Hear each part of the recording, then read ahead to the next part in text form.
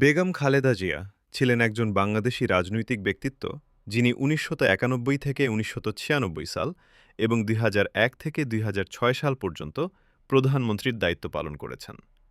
তিনি বাংলাদেশের প্রথম নারী প্রধানমন্ত্রী ও বেনজির ভুট্টোর পর মুসলিম বিশ্বের দ্বিতীয় মহিলা প্রধানমন্ত্রী। তার শূন্যতায় কাঁদছে বাংলাদেশ।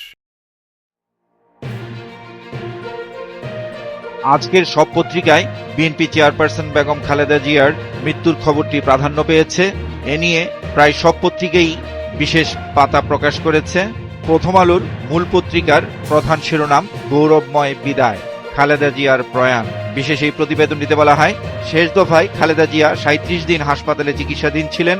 সব চেষ্টা ব্যর্থ করে গতকাল সকালে চিরবিদায় নেন তিনি। মাকে নিয়ে তারেক রহমানের লেখা দ্বিতীয় প্রধান শিরোনাম করেছে পত্রিকাটি। দেশের মানুষই ছিল তার পরিবার, তার অস্তিত্ব। এতে বলা হয়, ফেসবুকে তারেক রহমান লিখেছেন, তার কাছে খালেদা জিয়া একজন মমতাময়ী মা। এর পাশাপাশি প্রকাশিত আরেকটি খবর, আজ জানাজা শেষে দাফন। বেগম জিয়ার মৃত্যুতে বিশেষ পাতা প্রকাশ করেছে সমকালো। শিরোনাম, অনন্তের ঠিকানায় খালেদা জিয়া।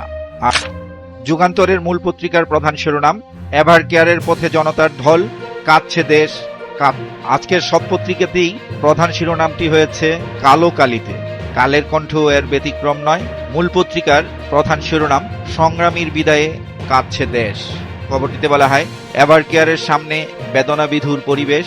গুলশানে দলীয় কার্যালয়ের সামনে নেতা কর্মী ও সমর্থকদের আহাজারি। সামাজিক যোগাযোগ মাধ্যম, অফিস পাড়া, ব্যবসা প্রতিষ্ঠান, বিভাগীয় নগর ও শহর, গ্রাম শোকাচ্ছন্ন।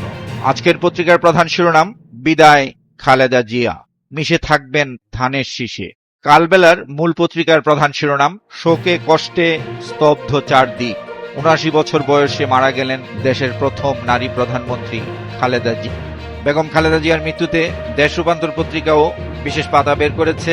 মূল পত্রিকার প্রধান শিরোনাম, আপসহীনের অনন্ত যাত্রা, খালেদা জিয়ার মহাপ্রয়াণ।